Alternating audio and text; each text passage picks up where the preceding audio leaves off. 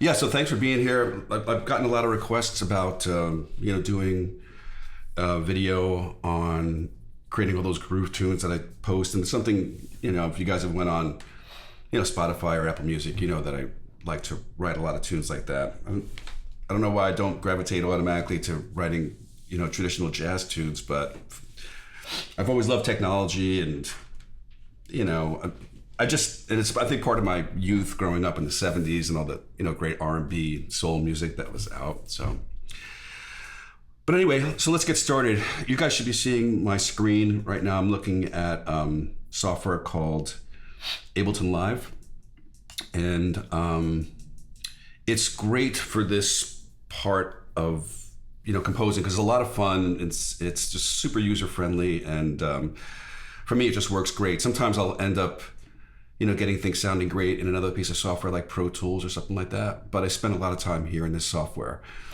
So as I said, I was going to do something from scratch, but I thought at least let me get one little idea just to get myself going and not waste your time, because usually once I have a good idea going, I can just generally kind of just fly through things, as long as there's something that I can work off of. So I'll play for you just a simple chord progression on this particular Rhodes sound that I have. And I really love this sound.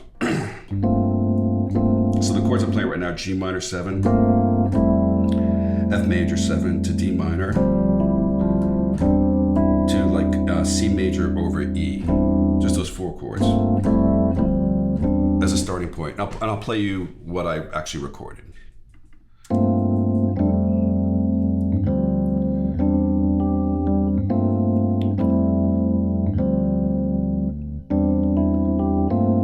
So that's that. And then I added this melody, and all I generally do with this is just start singing stuff. Sometimes I'll be on the, as a matter of fact, I'll mute this for a second, this little melody that I wrote, but all I'm using is a grand piano sound. And generally, like I said, I'll just start singing something or just playing, and I'll do that right now.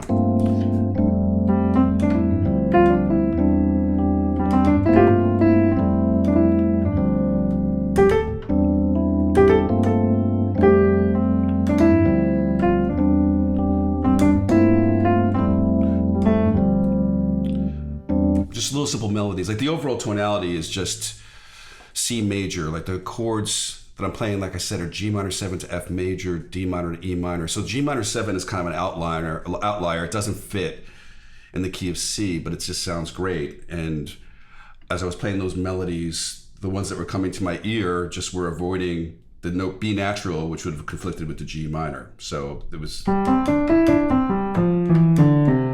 just basically ignoring the B. But the melody I ended up keeping was this.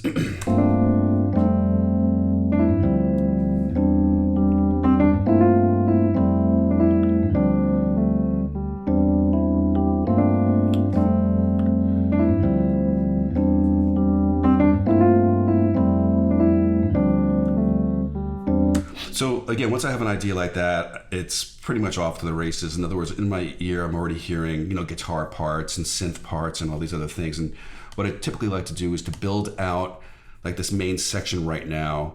And I'm always thinking to myself, I need to have like 3 separate parts, not necessarily verse, chorus, bridge kind of a thing, but at least verse and chorus. And then sometimes I could just borrow things from those sections to create like a C section or a guitar solo section, whatever it may be. But I know I need at least 2 distinct parts. And that second part I'll do live for you guys. Because like I said, once I have this, melodies will start popping into my head, and I'll show you how I go about creating stuff. So the other part that I have set up here, which I haven't played yet, is this bass sound that I really like a lot as well. And if you're at all curious, the piano sound that I'm using is from Ableton Live, and this bass sound that I'm using right now is from Ableton Live, and the Rhodes is from Native Instruments Contact. So I'll play, before I record it, I'll play the part in. So,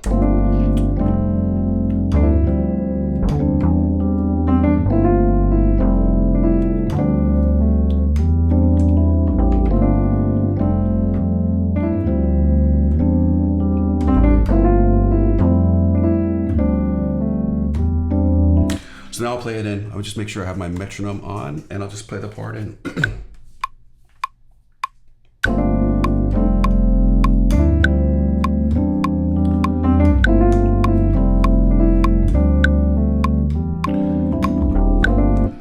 And what I typically do with the bass part, once I played it, is I'll quantize it. What you're seeing here are the MIDI notes that I played in via MIDI keyboard. I have two keyboards in front of me. I have a small one, like a 25 key keyboard that I use most of the time. But in my lap, in a drawer, I have a native instrument keyboard that has a lot more keys. And I'll use that mainly for being able to play chords with two hands. But the small keyboard is great for melodies, bass lines, and actually everything else other than the keyboard parts. So like I said, what I typically do is I'll quantize these notes to the grid. I mean, it's played in okay, but I really like to make sure that the bass and drum parts in particular are very much locked into, the grid. So I'm gonna select all the notes, and these are commands that are specific to Ableton Live, but every DAW has a quantize function. And this little knob you see me spinning, like right here, determines how much, in other words, 100% will lock everything exactly to the grid. As you see, when I turn the percentage down, the notes are moving a little bit to the original way I played it. So, maybe I'll do something like that. So it's not exactly, but close enough. So let's play this back. Just gonna lower the volume of the bass.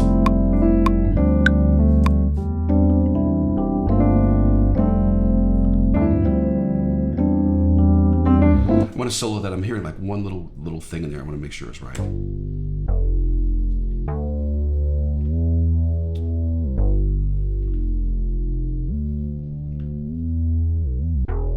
So what you're hearing, like the way that the notes are running into each other, is something that's desirable, at least for me. So if I don't leave any space between the notes, they kind of just blur into each other, which I just kind of like. It reminds me of an old Moog synthesizer.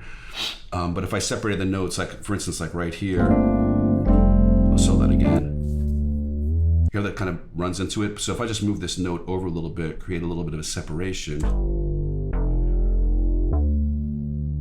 that's still not enough. Let me move it over a little bit more.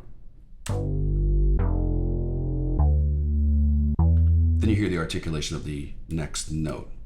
So sometimes, actually a lot of times, I'll sit here and be very, very specific and make sure that I have everything the way I want it, because this is going to become the foundation for everything else that I do. So I will take a lot of time to make sure things are right. All right, so that's the bass part.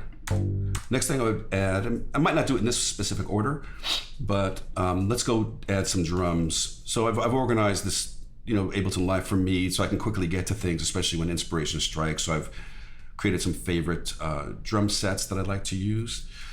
And I was kind of playing around with this one earlier before we got started. So all I'm gonna do is just take this, drag it into the timeline here, and that automatically creates this drum kit. So I'm gonna lower the volume because typically it's very loud when you get started. And, I've got this soloed.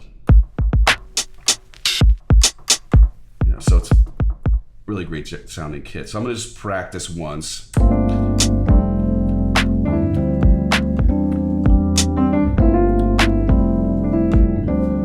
Hear where the snare drums are. So it's a combination of a clap and a snare drum kind of. And that sound you're hearing, that kind of gritty, when I hit the kick drum, it's intentional to create kind of a lo-fi kind of a thing, which I actually genuinely really like. So, and at any other time I can swap out any of these sounds that I'm using right now if I find that I don't like it anymore. But I'll put the metronome on and play this drum part. Okay.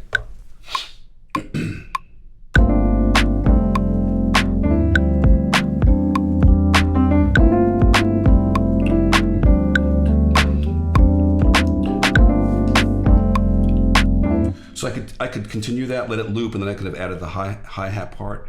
But I'll just show you the process that I typically do is, again, I'll see all the MIDI here.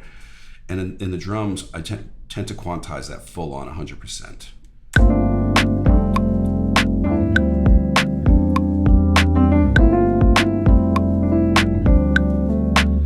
And will say the piano melody that you're hearing, I'll eventually play my guitar over that, but I always use a piano to write the melodies. Otherwise, I tend to gravitate toward things that, you know, I've got muscle memory on the guitar, and I only play the piano just like good enough to get by.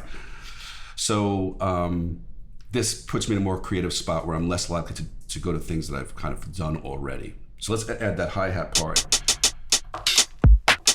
I think this hi-hat is a little loud, so I'm going to quickly, you may not see this, but there are windows that you guys can't see that are part of this doing the online thing, the live thing, I mean. So when you see my cursor moving around and not doing anything, that's what's happening. So like right now, I'm moving windows out of the way. I just want to lower this volume of this a little bit.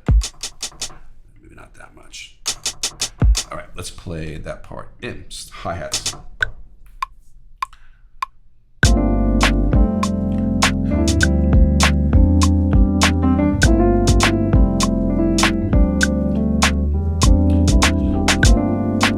The same thing with this. I'll just quickly see those MIDI notes here and quantize those. Let's maybe leave these a little looser too. So not 100%, but like 86.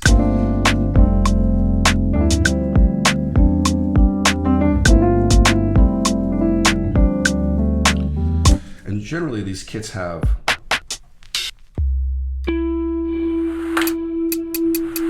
some other sounds. And the thing you're hearing right now, obviously I wouldn't work with what I have now. Let me just delete a couple of these so I don't accidentally hit them in. Like there's some built-in loops is what I'm getting at. I'm just deleting these right now so I don't accidentally hit it. And leaving like the two percussion parts and this kick drum. So now,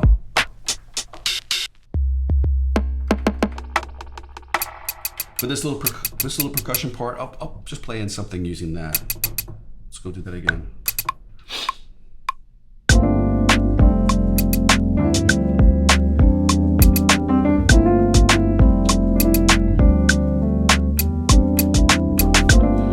So it's a super simple part, and you know I'm not giving it much thought, just playing. And that's the MIDI stuff right here. So I will quantize that. I just realized I have the hi-hats here too. So let's just select those notes, and not 100%.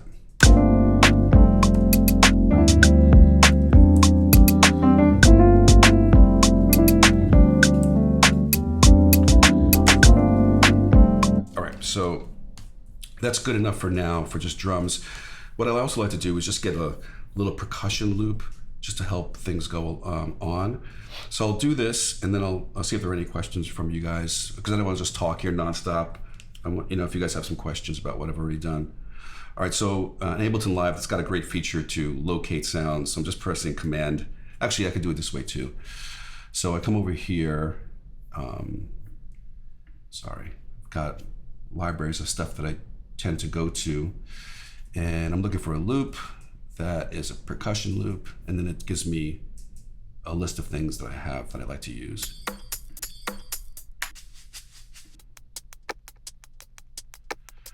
That might work. So all I need to do is just take that and drag it in, and that's it. So let's hear how that sounds.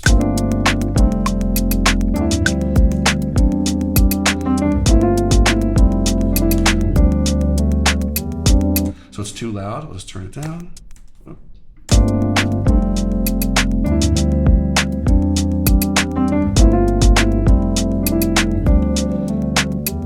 Okay, so I'm not worried about this hanging over here because I can either simply edit it like that or duplicate it, but I guess it may look better this way. So let me quickly see if there are any questions from you guys.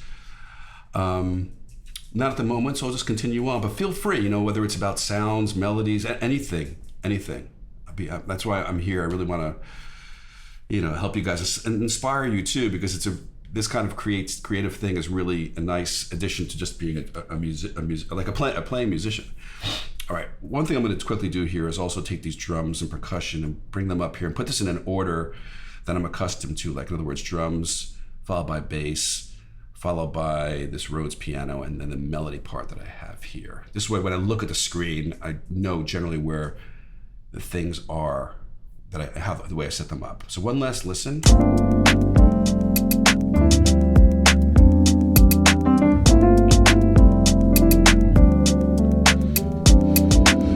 actually slow the tempo down a little bit. It's at 100 beats a minute right now, so I'm gonna take it down to 95 and see how that sounds.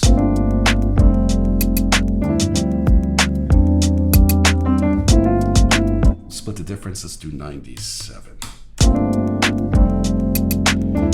Okay, so now I'll add some guitar parts. Not the main melody. I usually save that for last, because that's when I'll, do all the soloing and all that kind of stuff. But I'm just gonna grab a Strat that I have here. And usually what I'll do is duplicate the part twice. Like I'm gonna play it twice. And I will say, it still sounds fine. But typically when I'm using, an acoustic guitar or a different guitar, I've got different settings. Right now I have this on just a generic setting going through my hardware that I have. Because in order for me to change that would mess up the microphone that I have set up so you guys can hear me speaking. So let's go to this audio track here and I'll just call this Strat 1. And like I said, well, not, I just like to play through it at least once. But those are the chords: G minor 11, F major 7, D minor, C over E. So let's press it down.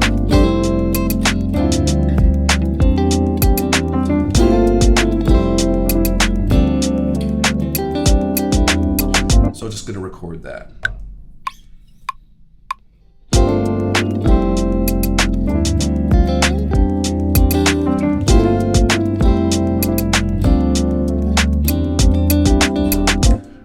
And that's it. It's a little thing here. And then I'll duplicate that, meaning I'll just play that part the same. Maybe not exactly the same, but I'll show you why it's so cool when it's not the same.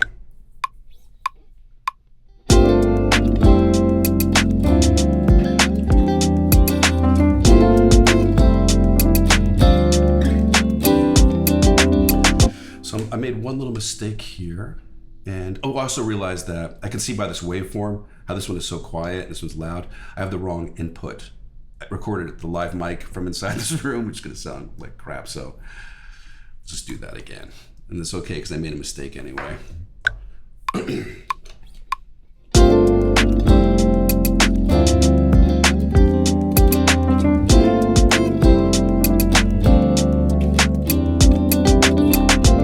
Okay, so let's put in the guitar back for a second. Like I said, I like to work out this main section fully, and then I start, creating a second part and then arranging things in a way that sounds like a tune.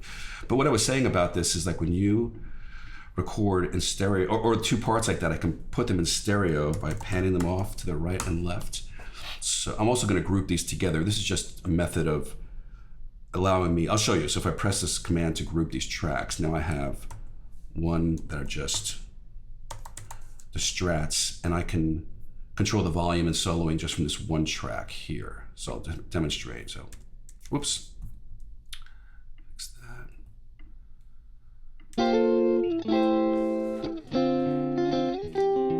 So you're hearing these two guitars right now with no processing, no EQ, no reverb. I'm gonna fix that in a second. But when you split them left and right, they sound beautiful. So I'll just demonstrate that while it's playing.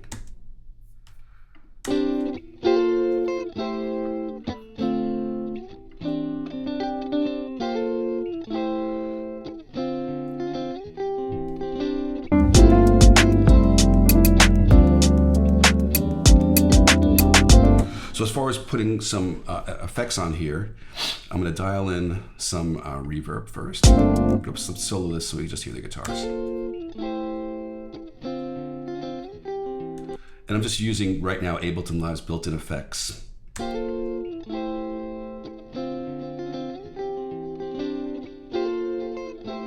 So there's delay and a reverb on there. And I also like to use, so right now what you're seeing down here are just some typical tools that are used for any of you who don't have any experience working with, producing music. An EQ and a compressor are very common tools used to work with audio. So I'm just going to copy that to this track here. So the first thing I'll do is just play this, and what I'm doing here is just something called a high pass filter. I don't want to get too technical, but this removes some like low end stuff that's not even part of the Strat sound.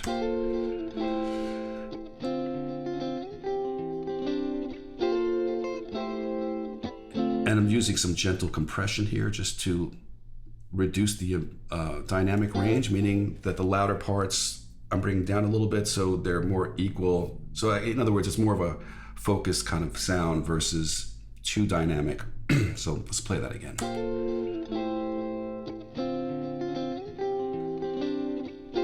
And that's fine. And another effect I love to put on this particular sound, like the strats, is chorus. So there's a really nice chorus pedal, or chorus effect, chorus pedal in Ableton Live here that I like. So with that,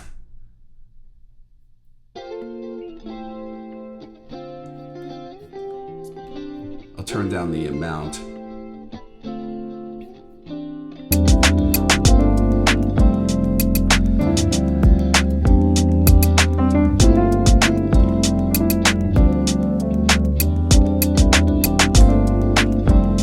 That sounds pretty good. I saw there was some questions, so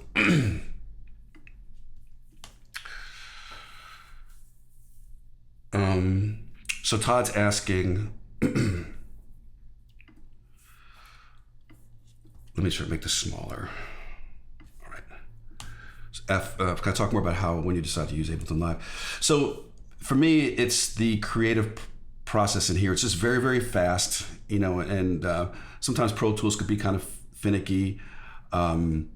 This is an environment that I know I'm going to be able to, like I said, work fast. The organizational part of this, where I have all my sounds ready to go. It's just, again, it's just a place where I'm super comfortable. But the mixing part in Ableton Live, it works fine. I've done plenty of stuff that you guys have heard with the built-in mixer section of Ableton Live. So it does work. It's just not as intuitive. So I like being in like an environment like Pro Tools or Logic for the mixing process. But honestly, 9 times out of 10, I'll stay in here for the entire thing. Emilio is saying, wish he could send some ideas right now. Yeah, I'm sure they're killing too. And then David is asking, I started with a chord sequence. Is your common approach? Sometimes, you know, the main ways I typically do this, because again, you know, after doing this so long, I tend to gravitate to things that I've done before, you know. So sometimes I'll just find a loop, like online, like maybe a Rhodes piano part that I probably would never have played, and just write an entire tune around that. That's a very common way for me to get going. Is just, there's a website called Splice, and it does just that. It provides, there's thousands upon thousands of loops, and I just filtered them down to like a style that I may be interested in at this particular moment, and then drag it in to Ableton Live and just begin working, as far as just getting some inspiration going. And then, like I said, just take off with it. So, and then Gary is asking, what interface do you use? Right now, well, not right now, I love Universal Audio's stuff. So I'm using the Apollo Twin X or 10. And what's nice about it, you know, I'll show you, is it gives me this interface. So right now I'm going, the guitar, and you know, the Strat at this particular time is going through this emulation of an SSL channel strip and this LA2A compressor. And you see my voice right here going through some other processing. This is just to clean up the room sound. Like right now, I'll just show you, I'll bypass this for a second. So it's relatively quiet, but this is an amazing tool because it just completely gets rid of all the room sound. I use that for the guitar lessons, obviously, mainly. So yeah, that's it. Let me just double check this any. And I have used Logic and I like it. You know, I prefer Pro Tools because of its ease of use and quickness, but I do love Logic. And I have it on my computer and I use it in a class that I teach at UNF. All right, so let's get back to where we are here. And let's listen to this one last time. So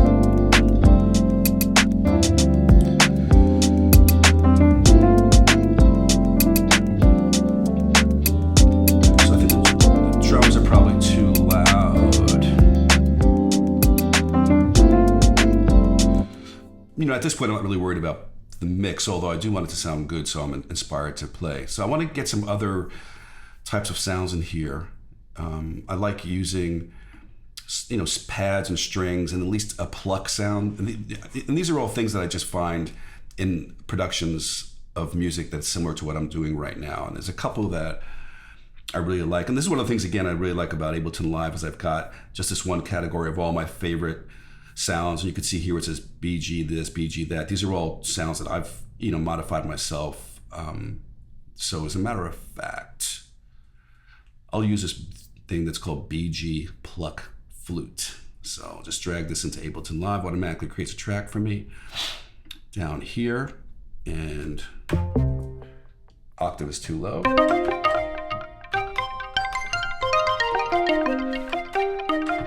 I'm gonna turn down that delay a little bit on this. And turn the volume down.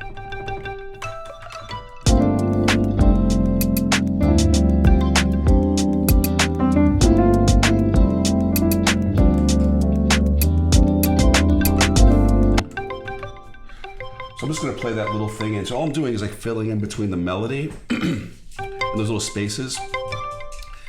This is generally referred to as ear candy. Just these little things that are just in the background. Super simple little melody.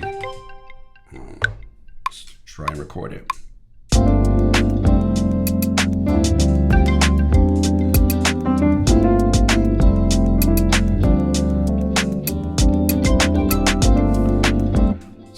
I wouldn't even bother quantizing that, but I might change one note.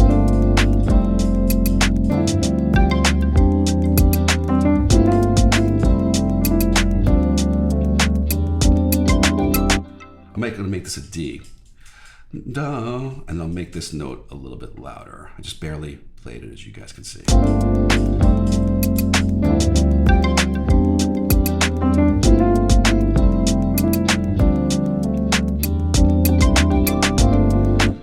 So that's good.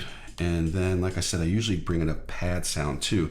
So let me just say this, as I'm building this out, it won't be all these textures all at once. This would be like the full-blown moment. But when I get to the arranging stage of this, and I'll try to work relatively quickly so I can show you that whole process, I'll trim all this out and just save this moment here for the main part of it. And would probably be a guitar solo in there too, and all this stuff would be getting in the way. So let's get a pad sound. I've got a couple that I really like.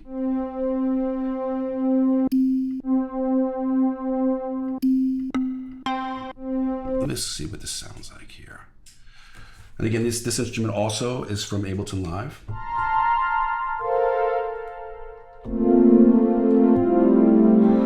Yeah, I'm not loving that right now. Let's try this.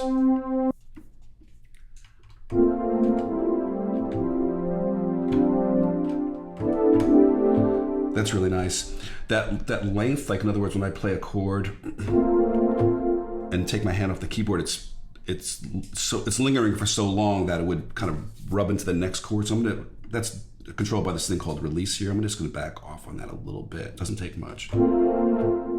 So when I take the key off, my hands off the keys, it dies out quickly. So I'm just gonna play this part in here. I'm just basically gonna mimic what I have in the piano part, and I could just copy and paste the piano part, but because there are moments in here where there's little melodic moments, the pad sound doesn't really work with those. So I'm just gonna lay this texture down beneath it. And all I'm using now is that little 25 key keyboard to play everything else other than the piano. Let's do it.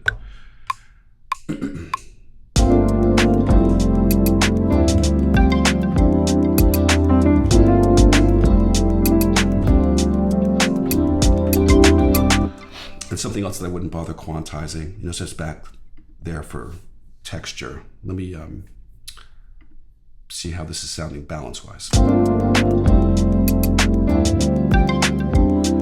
At this point, again, I'm kind of mixing as I'm going along here, is I want to start creating some separation because, of course I'm going to play my Benedetto as far as the melody, but like this pluck sound that I just added in the pad, I'm going to move those off to the side a little bit just so I make room for my guitar in the middle.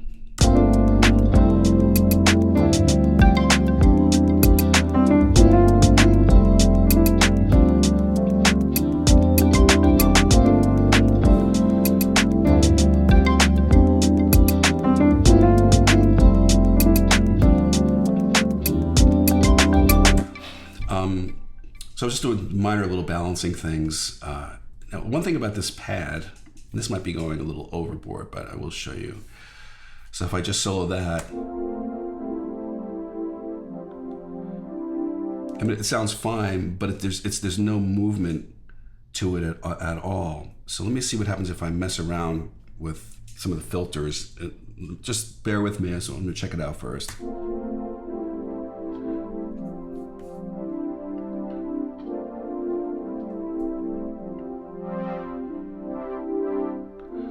So what I'm gonna do is, for whatever reason, my, yeah, hold on a second. Basic strings. Huh, I'm having a slight technical problem. I can overcome it, but for whatever reason, let me see if I can remedy this. Okay, hold on. Okay, there we go. So I've got that same 25 key controller. If you look down at this knob here, rather than me having to do this with a mouse, I can turn a physical knob. So when I play the pad,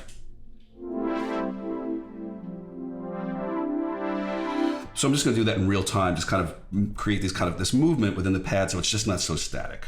So let's start at its default and record that in.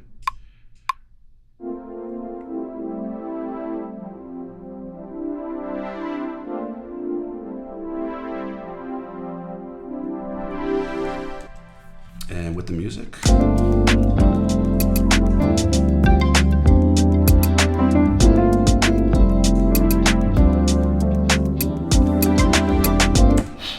And I think those are probably the main sounds that I would use. So now that I have this, it's time to create a second part. So I usually do this with a piano sound. So let's go back and listen to this one more time.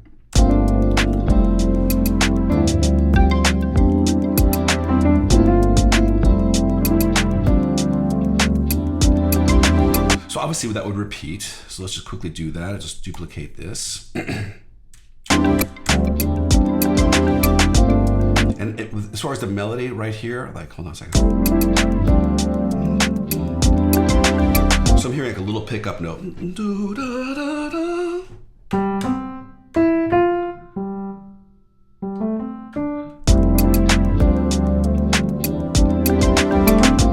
Yeah, so I'm just gonna play that little moment in. So I'm just gonna play, no. And that's the melody note that begins right here. So I'm just gonna play a pickup note into this, right, just that.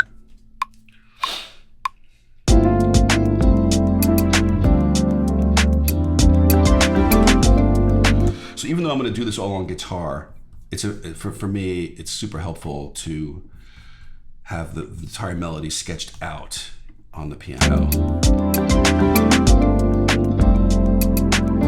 Okay, so that's good. Now, as we get here,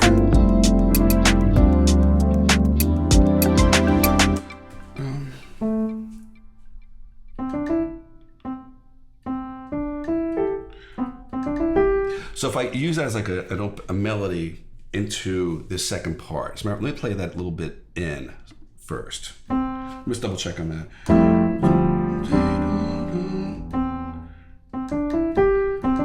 So that'd be the downbeat of the new chord. So I'll play these pickup notes in there so I have them. And I'll play the downbeat note to get me started.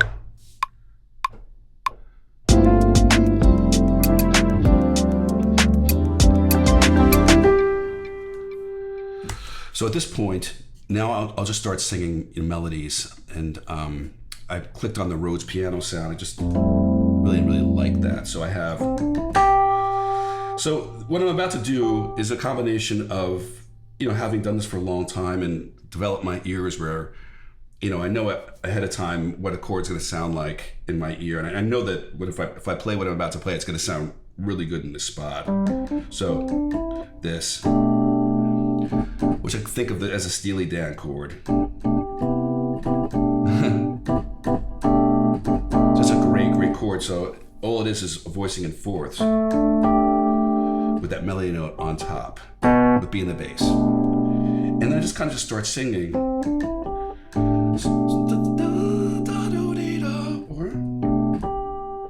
Or maybe do do da dee da.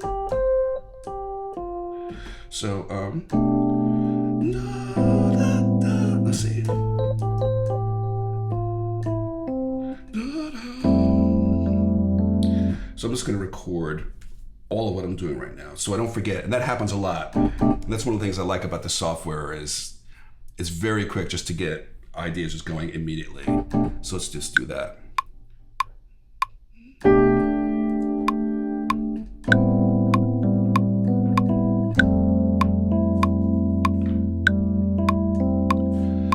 And I'll just do the same thing with the melody right now. I'm not concerned with quantizing or any kind of the mechanical part. I just want to get the music in before it leaves me.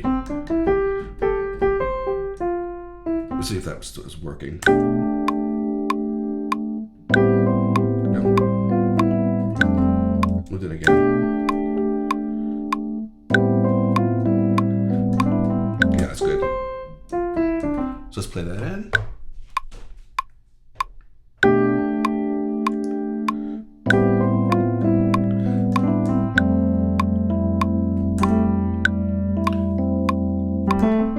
So I just played very, very poorly. And I'll do that same downbeat.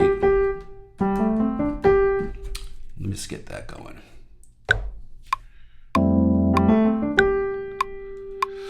And of course, you're probably hearing the same thing I am, that I can go, oh, da, da, dee, dee, dee, do, da, da. And play the same chord again, but a nice trick is to not, like, keep the same melody, but then give the listener a new chord sound. Obviously, this is not a Wayne Shorter tune, but this is something that Wayne Shorter did a lot in his tunes, where he'd have these melodies and just he would reharmonize them differently in each phrase. And it's just amazing the way he did that. So rather than play this Steely Dan chord right now, I'm just going to play D minor with G in the top, which is a beautiful chord. So when that comes, especially when it's a first, second, or third listen, you know, when it's nice and fresh, it could be a genuinely, like, really great moment. Let me just see where I'm gonna play that. So right there. So,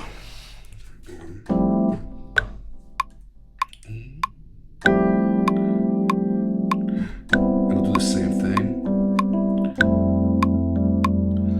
But I need something else right here. So I have,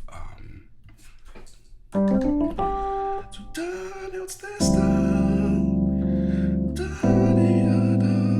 No, do da dee da dee da. How about boo da da da? You know, again, just picking chords. Like I have E flat in the melody. Sometimes I'll just do things like this. Like, okay, E flat in the melody. So I could, if I just randomly picked a bass note, for instance, like let's say I said A flat. That's the fifth, and I know that I can just try different chords. That's A flat major 7, A flat minor 9. All these that work with that melody note, you know. And this is something I would do all the time when trying to find colors. And then, you know, hopefully they stick with you so you can retrieve them from your mind, you know, when you're in a situation like this. I already kind of know what I want to do, but I'm just showing you the process. So I was here.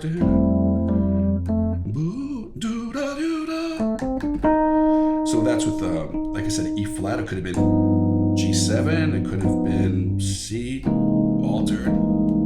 Honestly, I could pick any bass tone and harmonize it with this melody note E flat. And that's a lot of fun. It's something that I've done on the guitar a lot as well. Just trying to discover, you know, ways of harmonizing notes. It comes in super handy when writing tunes, but also like chord melody stuff, like reharmonization. But I think I'm gonna go with that, which is A flat major with B flat in the bass, so it's sus. And in my ear, I'm hearing something that I would do like on chord melody arrangements a lot, which is this sound.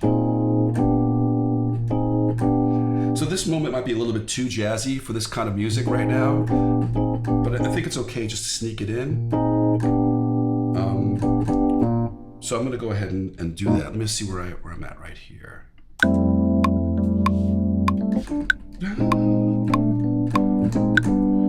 So let's just see what happens. So let me record that. So I'll do, sorry. It's a little bit out, but I think it'll be fun. 1, 2. And then I'll be able to copy and paste this part over again.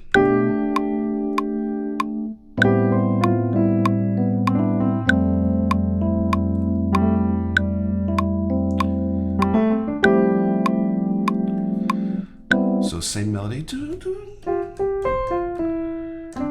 Let's play that in 3, 4.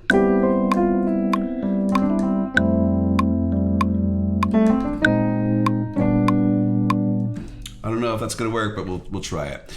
So there's a couple of little things that I'm hearing that, like something happened with the MIDI, this MIDI note here. Let's drag that out. Just cleaning up some things.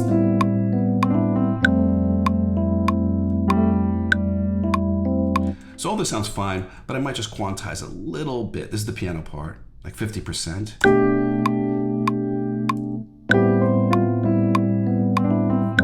And I'm not really worried about the piano because I'm going to replace that with my guitar pretty shortly.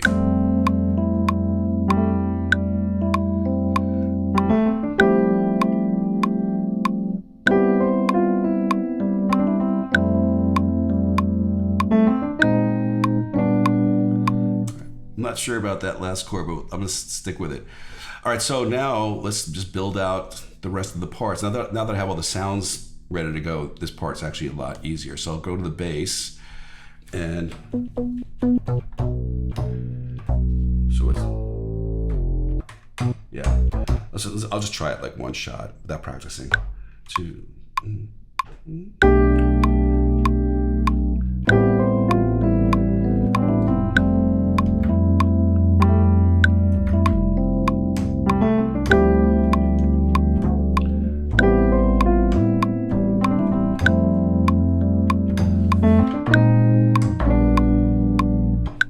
So that part I will definitely quantize at 100%. And let's just jump into some drums. As I said, once you have everything set up sound-wise, and some ideas flowing, it goes pretty quickly. 2, 3.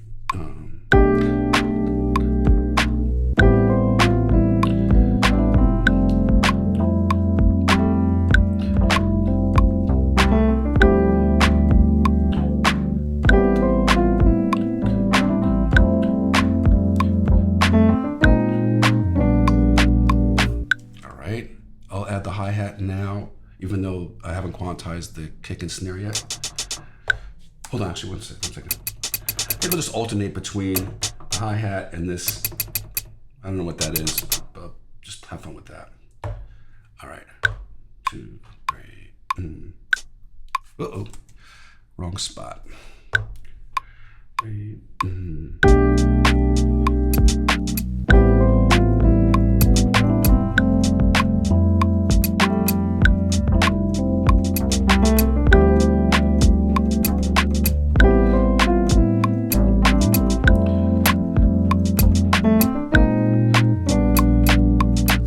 So all that needs to be time corrected. Let's make it 100%. Give it a quick listen.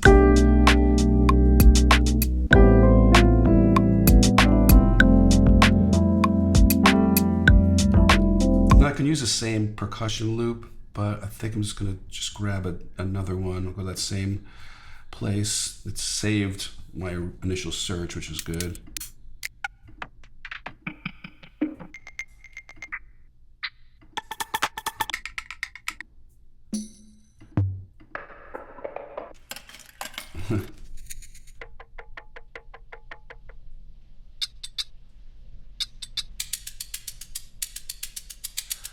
Let's try that. So I'll just drag this into the same track. It's not working because it's got a swing feel to it. I could fix that, but I'd rather find something that will work better.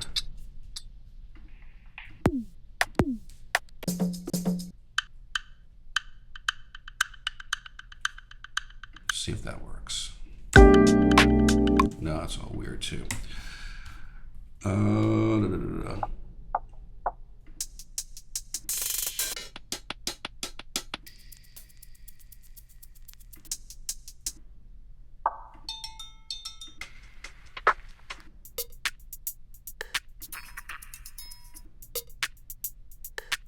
Maybe that will work. Let's see.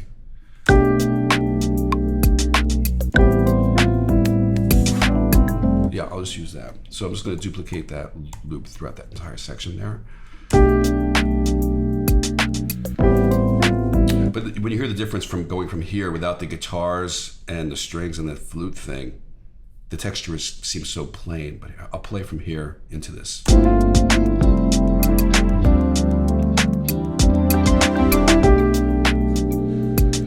So let's do the guitars. Like I said, once everything is all set up, it's a matter of grabbing the guitar and playing. So that was then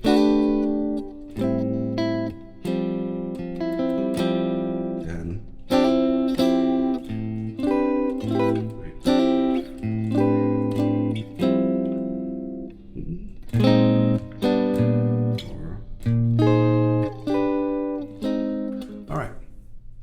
Here we go.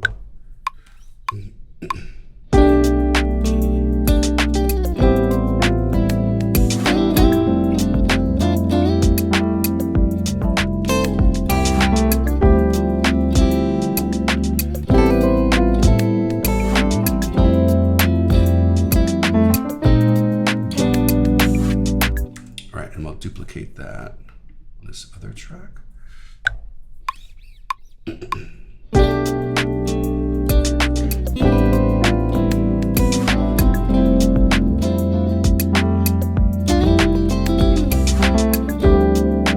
I made a mistake right there. Hold on. Where I changed to D minor there. 2, 3, 4.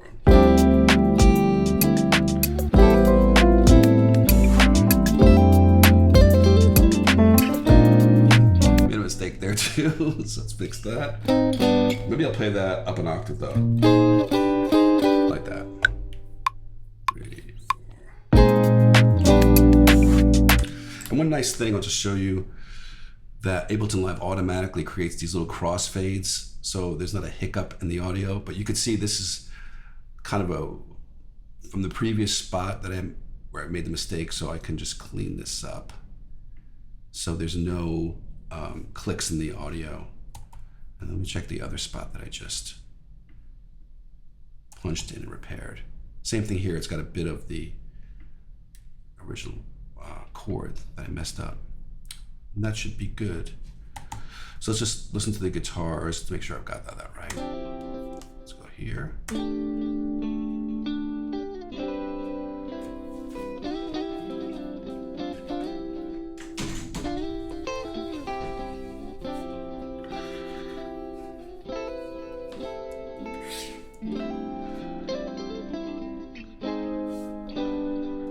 So that's played fine. Now let's come up with a little, let me just do the background pads. That's an easier part to play in. I can hear that filter is open right now too much. So I'm gonna fix that.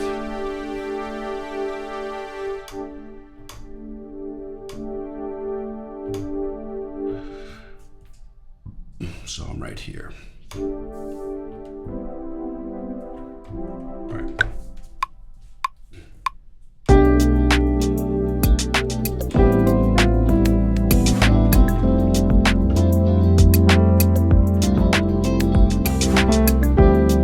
I keep on forgetting that D minor chord. Right, D minor right there. I'll fix that. What you're hearing is a filter open up too much, but I'll fix that in a minute. 2, 3, 4.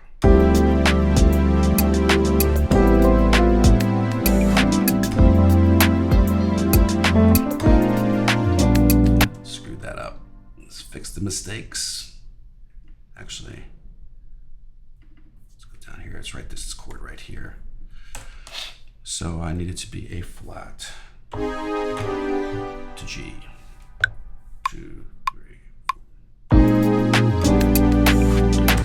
So now I want to record the sound of that filter. So the way this works, it's all written in what's known as automation. Like what you're seeing here, the squiggly line is me before moving this knob. But as you can see, when the new part comes in, it's all super, super high. So let's start by bringing it down. here. And then I'll do the same thing where I'll move this knob to give the part some motion. So let's do that.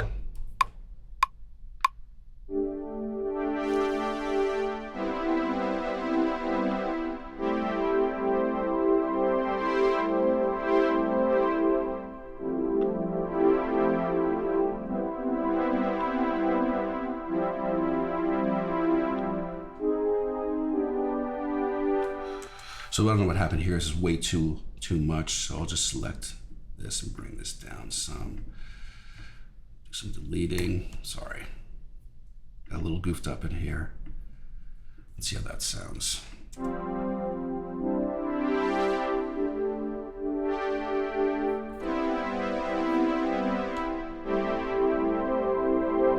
Yeah, I'm just gonna move some of these down again. I like the filter on the sounding a little more closed.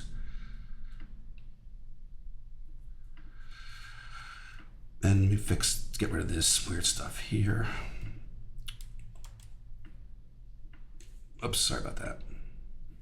Okay, let's listen to that with the track.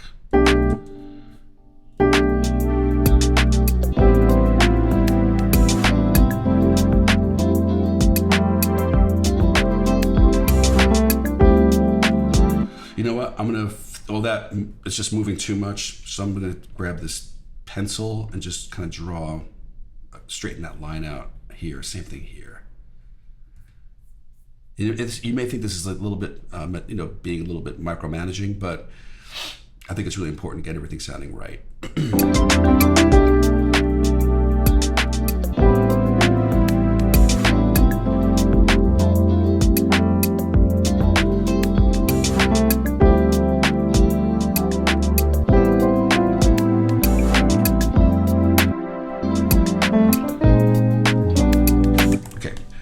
Back to the regular view here.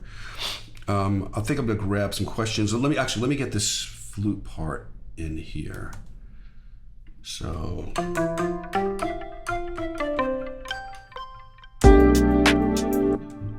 no.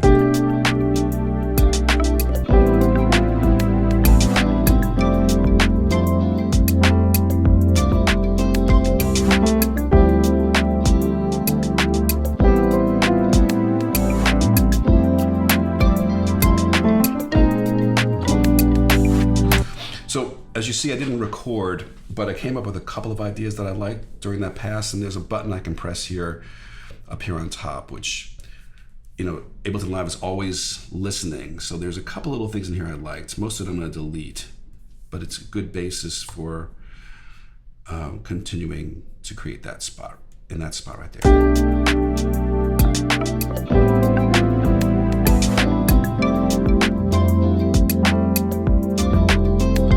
So I think I'm just going to get rid of all of that and just leave this.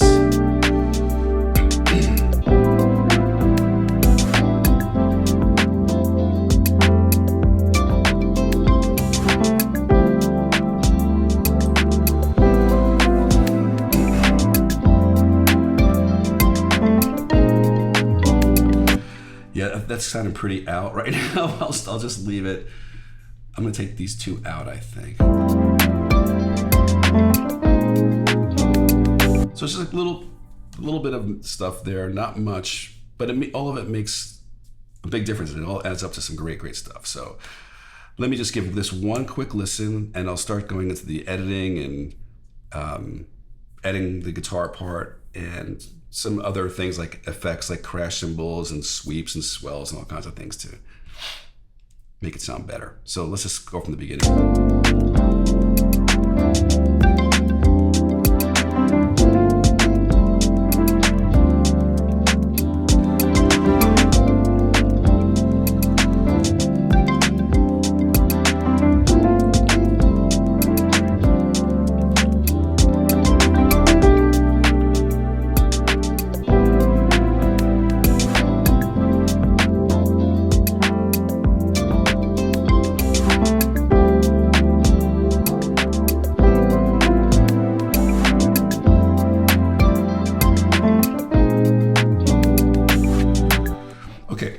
So let me jump over to any questions you guys might have. Let's see, where are we?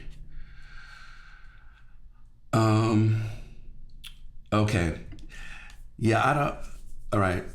Sorry about that. Sorry about that. You're not seeing the universal audio windows. It's too bad. So this is a pretty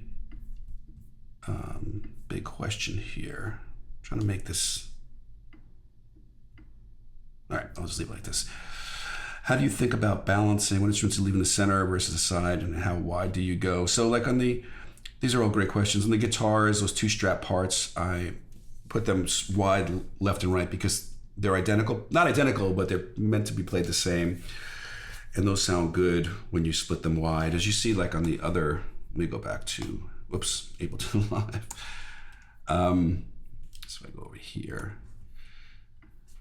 So like the guitars are left and right. Honestly, probably that looks better. Left and right. Then I move the pad sound and the pluck sound a little bit off to the center. As I'm looking at these parts here, like the Rhodes and the piano, maybe I would just also put them a little bit off. And a little bit like goes a long way just to create a nice stereo image. And then like for this percussion part, for instance, oops, let's get in here where we hear it. It's already has stereo information in it, especially in that loop. Let's see about this one. This one too. Sometimes I would put on, if it doesn't have that stereo sound, I'll put on something called an auto panner effect that will move it for me, but all this is in stereo at the moment, so that sounds good. So I would leave that. Of course, I would leave the drums and the bass in the center, and when I record my guitar, that'll be in the center as well. All right, let's see what some other questions. Thank you guys for all the compliments, by the way. Yeah, I mean, yeah, you're absolutely right. There's tons of, these are some of the most badass guys at that too. Paul Jackson and Lukather. They're just some of the greatest session guitar players in the history of pop music, no doubt about it. Yeah, I agree with you. Autocorrect added. There's no autocorrect. I don't know what you really mean by that, Emilio. Hi guys. Okay, so we're good. All right, so at this point right now, I've got a considerable amount of stuff done. And I really kind of wanted to show you almost like the entire process. So I would probably do more, like even some of Emilio's suggestions, maybe even have an acoustic guitar part or whatever, or add like some funk parts like he's talking about. I don't know if I necessarily have the time for that. What I might do right now is let's just start getting into some basic arranging of this. So I'm thinking about, of course, intro, verse, chorus, and then like I said, I want to have that third section for either another melodic moment or a guitar solo moment or a combination of both. So what I think I'll do, so we're not going to start with the melody right away. So I'm going to duplicate this section again, but I'm going to push these other clips to the right. So in other words, if I just press duplicate now, it would write over what I have here. Let me just do this. So now I've got a duplicated section of this, and what I'll do is just start thinking, okay, what do I want to hear? I definitely want to hear the melody. So let's get rid of that. That's right here. So I'm disabling that clip. Let's take the strings out or the pad. This part too.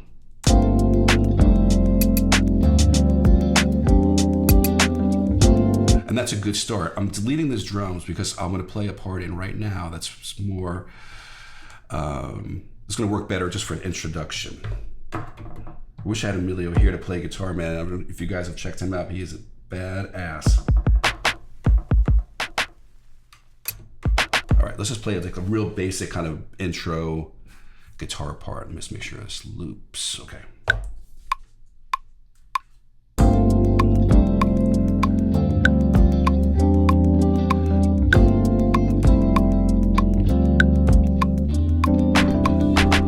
Okay, so let's quantize that. Let's listen to it. Let's take the percussion out too.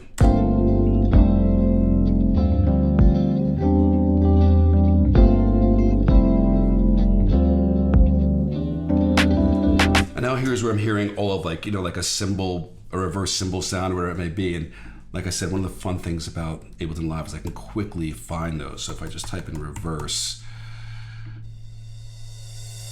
you know, there's one right away. So without me like going through all these and deciding which one, let's just grab that one and I'll just put it right here. And I want to line it up so it hits right at the beginning of that. It's probably going to be too loud. So I'm going to bring down the gain of the sample itself. Let's hear how this sounds. And right there, I'll put a cymbal crash. Do the same thing. I'll just type in crash. It's got to be a one-shot crash here. And again, I'm doing. Let's just take that one. I'm doing this much faster than I normally would because I don't want to waste your time me just seeking out sounds. Let's see how that sounds.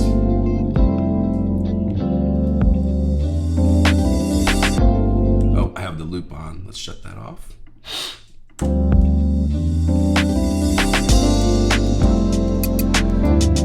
And that works great. I'm going to take the strings out where the melody comes in, take the pluck flute out too. Let's check this out.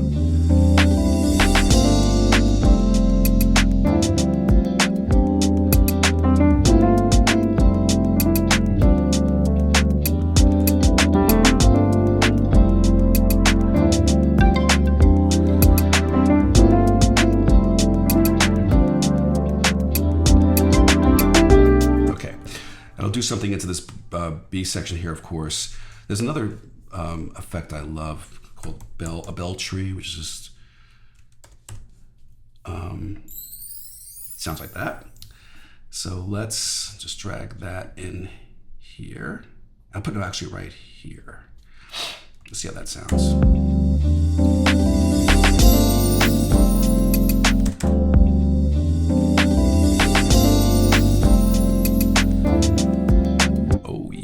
Okay, so well, let's get here.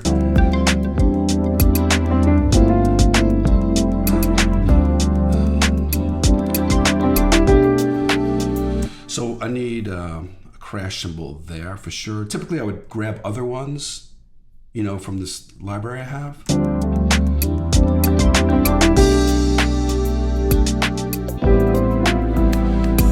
And another thing I might do here is just right here, take the drums out for a quick second.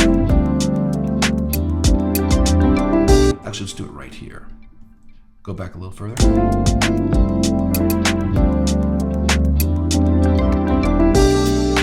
And let's put a little something like right there where I took the drums out. And again, I'm just going to find a one shot. And I'm trying to move at a pretty good pace here, but I don't want to let the music suffer. I'm just looking for ambience and effects. So much.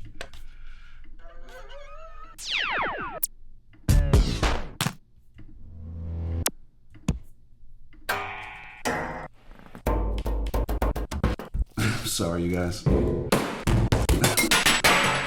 just laughing about all these different sounds that I have. I probably never use any of them.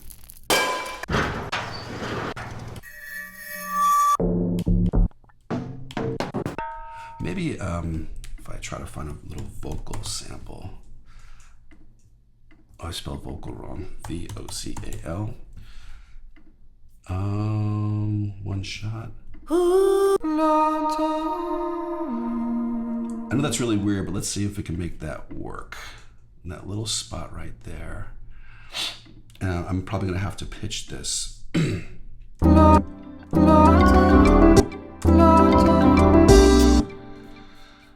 Hear that again.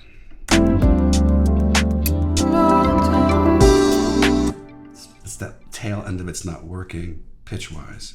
The entry is good. Hold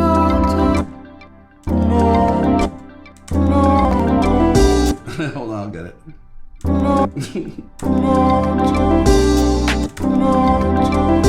So I think what I'll do is I'll keep it there. It's kind of weird sounding. And then just cut the sample and then fade it out a little bit. Why not? I'm going to bring the volume of it down a little bit. Let's go back a little bit.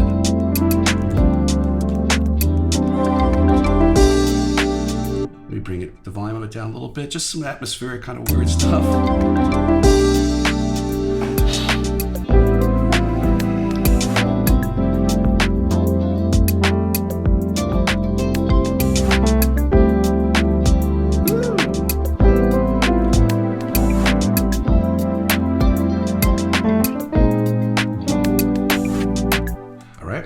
So let's leave that there, and now let's bring back the A section right here. We're in its full form, like with all the parts. So I'm just copying and pasting now. Copy, paste. Let's see how that transitions into here.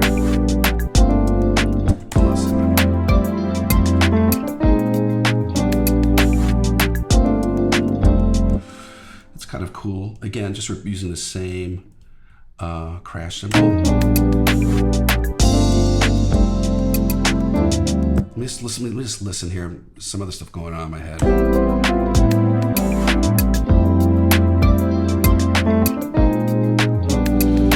So what I might do here is go to another library I have. Let me get this out. This is something by Spitfire Audio's great string library. These things are much more affordable than you would believe, and they sound so amazingly great. And a couple little spots, like I think in the bridge. Hold on here.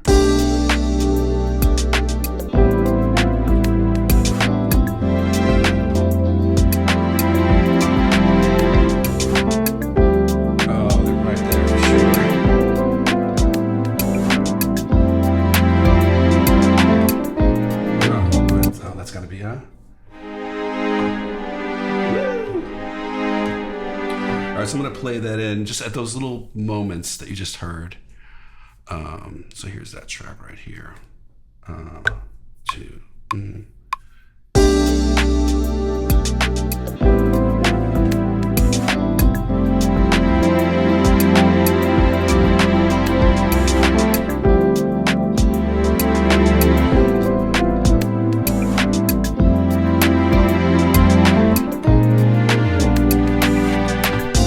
Mistake here, and I'll get the balance of it right, and I'm also going to show you how to get some expression out of it, so it's just not blah. So let's start here, and I need to play. Sorry. Okay.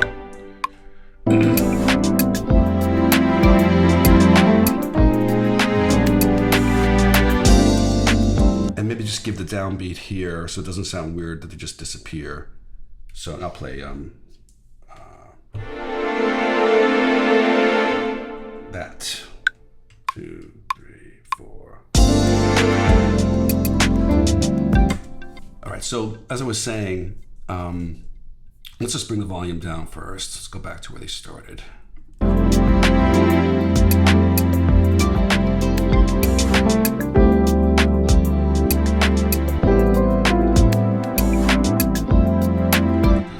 Okay, so on the plugin itself, I don't know if you're seeing this, I hope you are. But there, oh yeah, I can see on my screen that you are seeing this. So there are these two sliders, one is for expression and one is for dynamics. And I can map those to Ableton Live really simply. So I can have fun with, just creating some interest here. So this is such one of my favorite features for sure, that I can quickly assign those two faders that you're seeing right here to this little puck, and you can see it's just so awesome. So this way is the expression, this is the actual volume. So I'll just play with this a little bit. So if I come from here, this motion here will give me, a more realistic sounding string part. So let's mess around with that. Let's start around here. All right.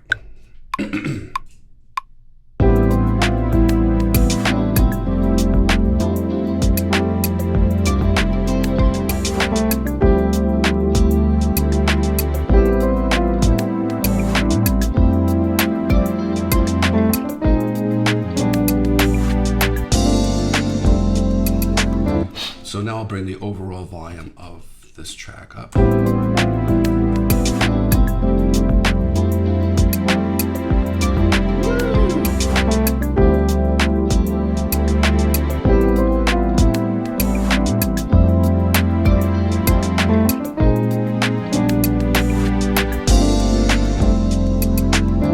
gonna do something else too with this and just get a soaring violin moment in there.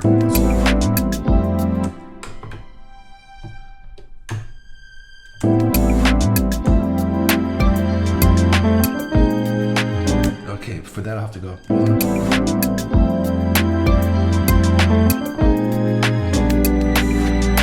So I'll play that. Just like, again, that soaring violin sound.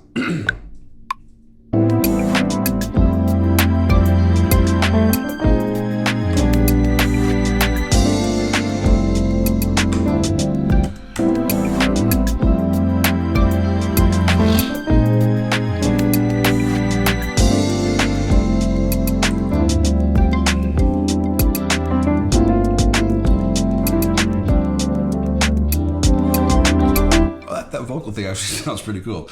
So let's duplicate that again. Let's make sure I have this set up correctly. Yes, I do. Let's go back from here.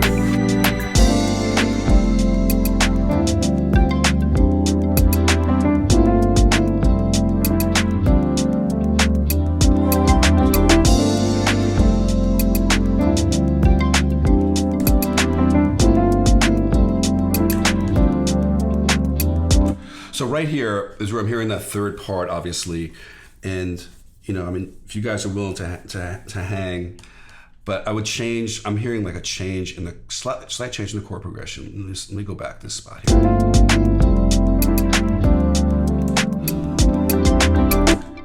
Right, so this, I know this piano melody is not gonna, the pickup is not gonna be there.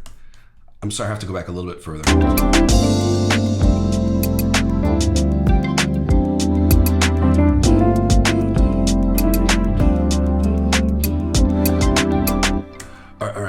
So what I'm hearing is, sorry,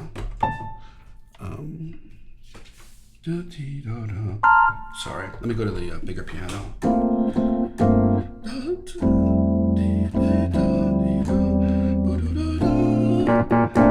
And there again, changing the chord quality just for a second. At that moment, just before the guitar solo. So I'm gonna do that just by jumping into the MIDI stuff and just editing it. All I have to do is change the bass and actually a few things, but let's just do it. Stop talking about it. So let me just make sure I know exactly where I want to do that.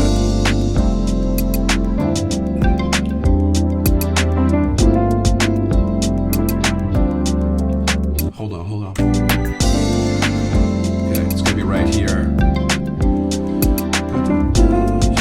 Yeah, all right, I'm certain of it. So right here, the downbeat, let's get rid of this. And I'm gonna play, instead of G minor 7, I'm gonna play B flat major 7. So this same melody note on top, but it's that. And again, that's just gonna come as a surprise to the listener and be one of those moments, potential goosebump moment. I'm muting the bass part because there'll be a huge conflict at the, actually it wouldn't be a conflict, but you wouldn't hear the difference. Let's play that. So, 2, 3. And the A minor should be here. So that's the chord I played already, it's fine. Let's do that. 2, 3, 4. All right, let's just clean this up a little bit so these chords are not coming on over each other. This seems a little bit late. Let's move this over a little bit. Now here, where the bass is, let's get rid of this. I can actually just move the note, to be honest with you. So that's going to be too low. So let's go to B flat or A sharp. Let's see how that sounds. Uh-oh! That's not working right there. What is that?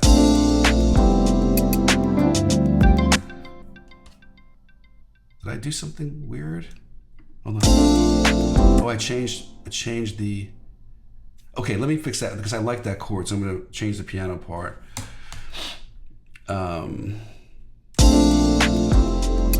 Ooh, yeah, I want to keep that. So I'll go back and change the piano chord to that.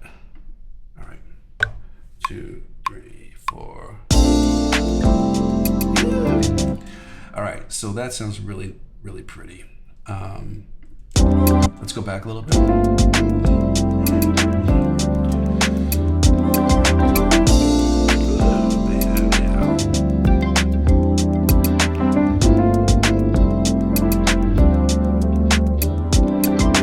So what's cool about this is I don't have to change the guitar parts because I'm playing just the top 4 set of strings, and the chord that I play here works just fine. Like if you want to hear, here's a solo, the Rhodes, Strat, and the bass at that moment. Woo! That sounds great. So, all right, getting ready for the big guitar solo now. Get rid of that.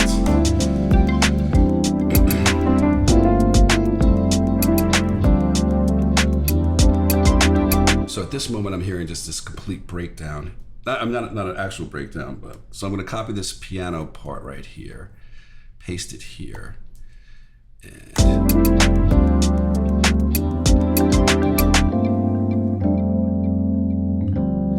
let's have a little bit of fun with this. I don't know how many of you guys are still with me. I hope all you are, because I'm really enjoying doing this. As you can see, I get super excited about it too.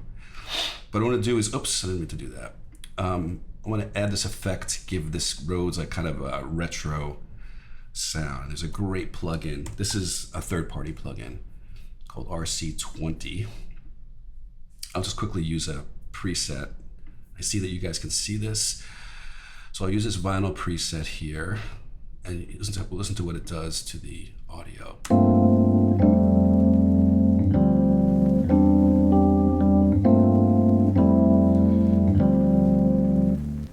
So it's super, super cool, but obviously I don't want that to happen all the time. So what I need to do is automate the on and off button here. So the plugin, as you can see, is here, but in Ableton Live, it's displayed here. And here's the power button. So I'm gonna shut it off. And then in the automation of this, I can just right click here and say show automation in new lane. So at the moment, the device is off, but for this little brief time right here, oops, sorry about that, I'll turn it on. So when it's playing here, it won't be on, and it just jump on here. Okay,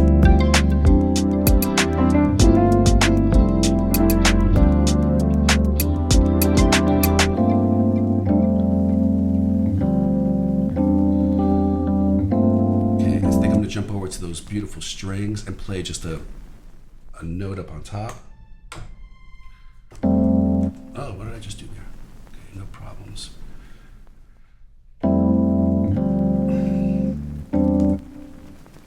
It's weird how the sound still goes after. Never mind, shut up. Oh, I'm sorry about that. That did break anybody's eardrums. No.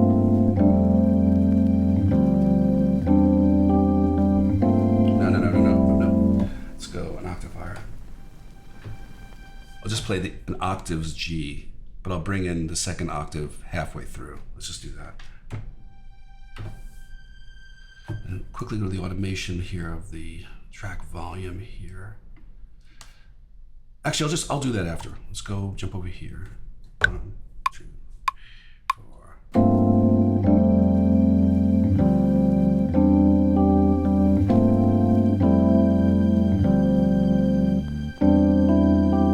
And the same thing, I'll automate the volume here using this. Let me just see one thing, sorry.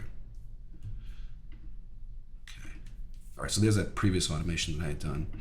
So let's do that again.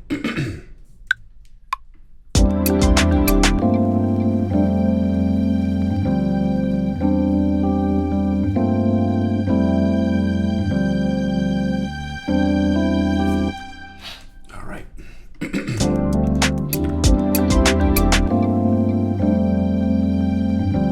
All right, so at that part, now here would be the guitar solo. So what I want to do is, what section do I want to play on?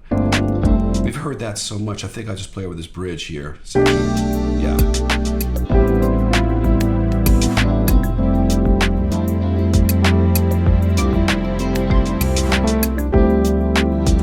copy that, paste that there. Just double check that this edit is working right.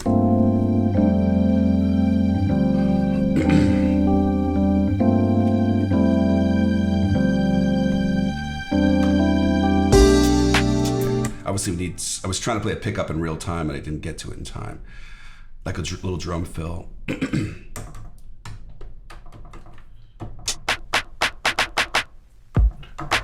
Something like that. Let's go back here.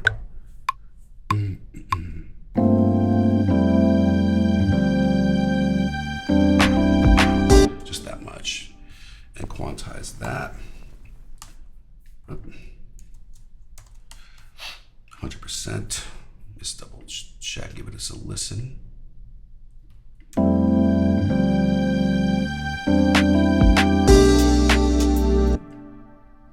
right, something looks funny here. There we go.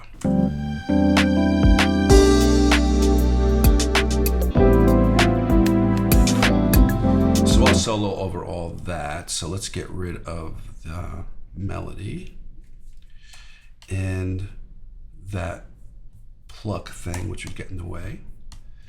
Just go back a little bit further so I can get an idea where I am.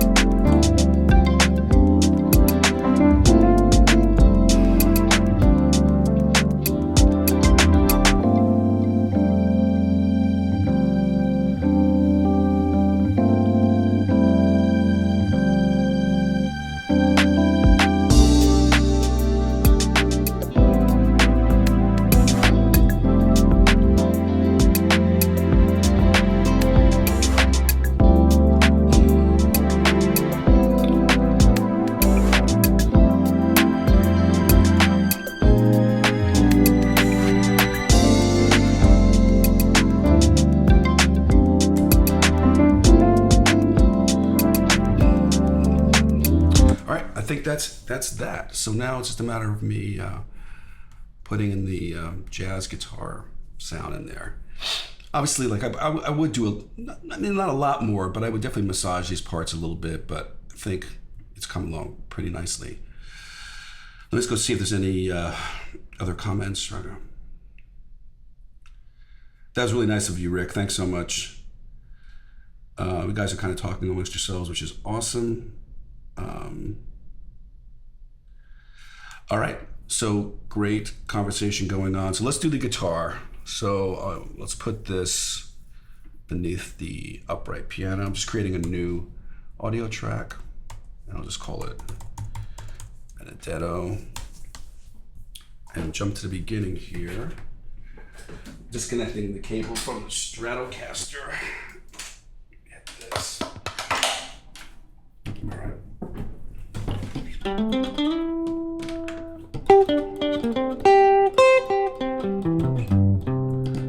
This is just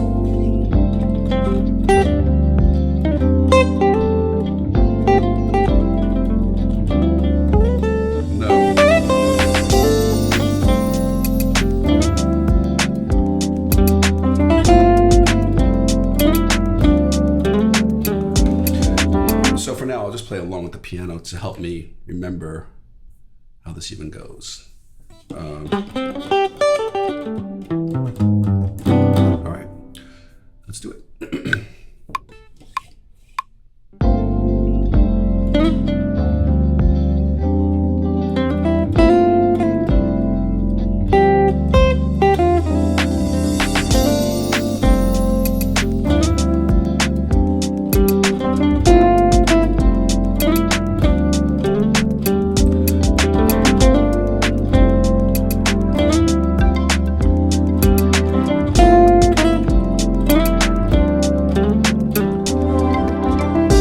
Okay, I already forgot how the song goes here, so let me get this melody.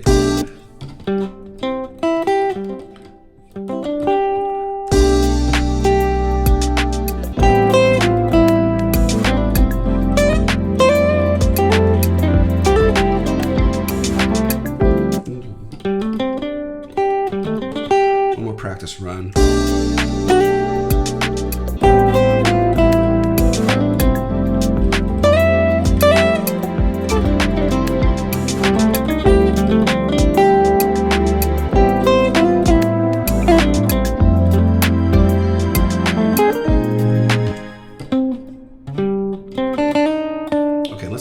can actually get that all on one take. So let's go over here. Actually, I'm going to do something called punch in and out. And so I'll set, I'm doing this with one hand, so that's why it's taking me a little bit longer. I've got the guitar. So I'm going to kind of punch in there so I can hear the previous audio. Let's hear this one pickup. All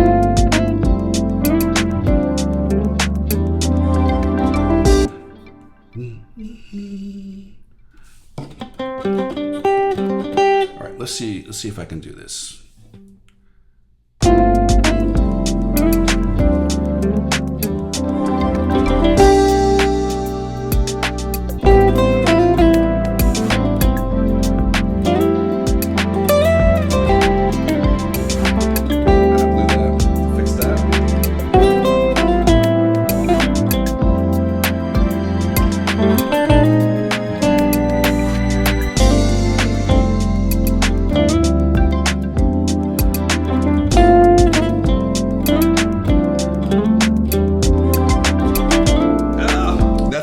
Right there, man. That's the moment I screwed it up.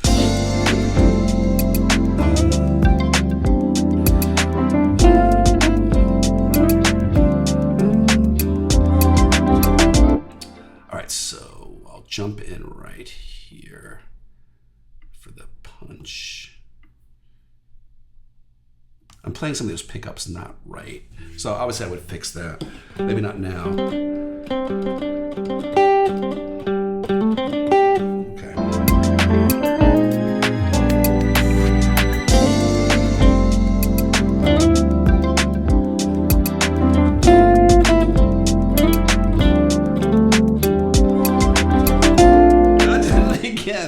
I'm so sorry, you guys. I don't have that melody in my head clearly. Let me mute this. All right, let's try that again. All right, try that again.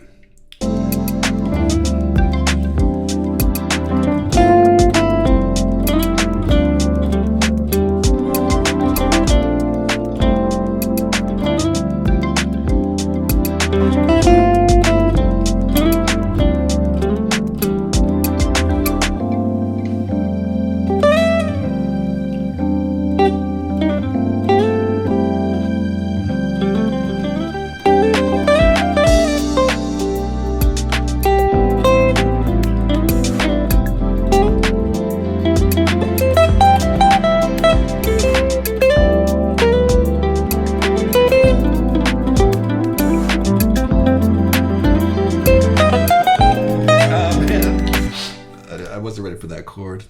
I think I would just keep everything else.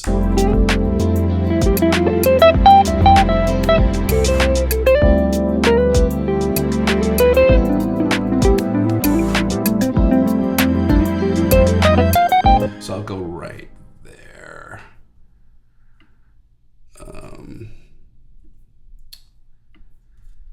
So actually it's easier for me to just do this. And let's double check where this punch is going to be.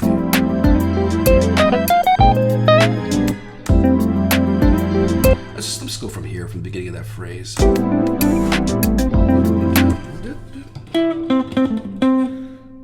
right.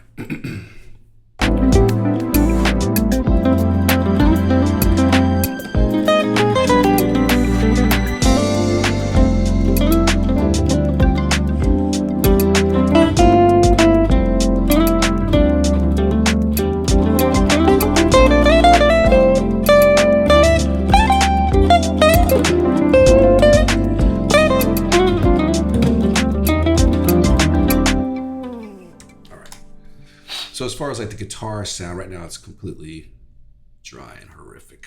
So let's do a couple little tweaks here.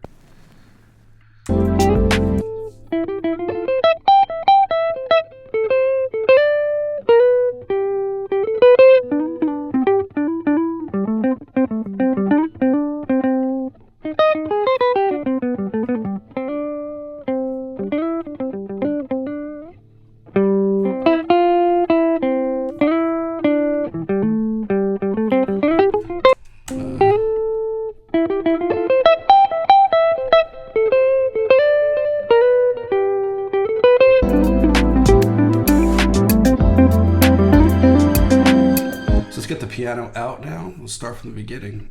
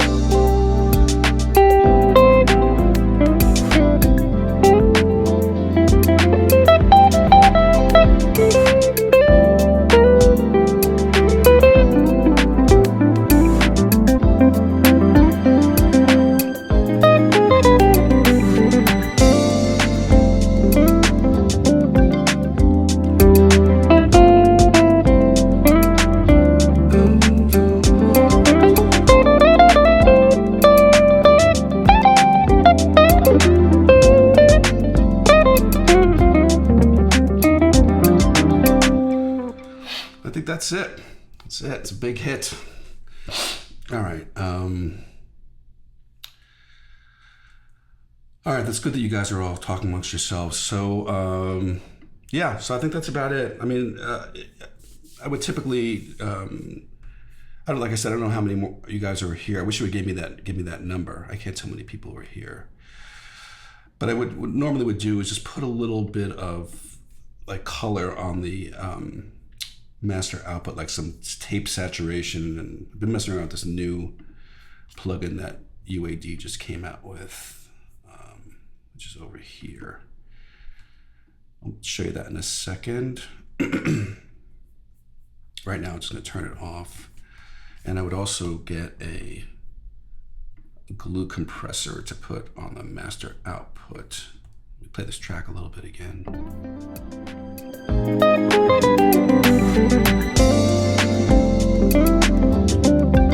1 second, please.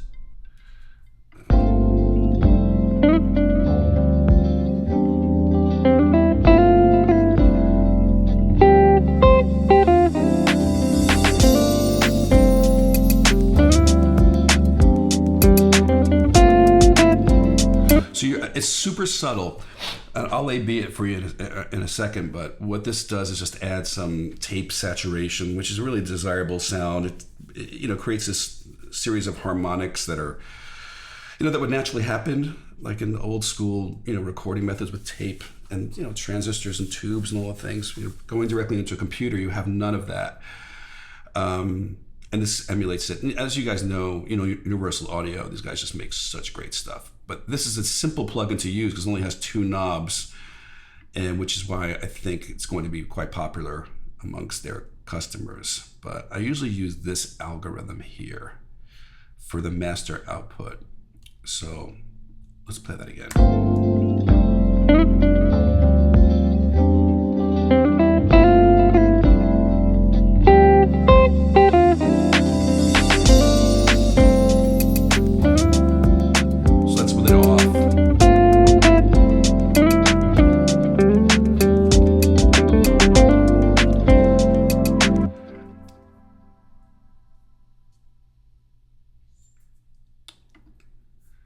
Thanks, Emilio, and thanks for sticking around for all that, man. I absolutely love your guitar playing. And I agree with you as far as like the vocal thing. I don't know if you guys have ever checked out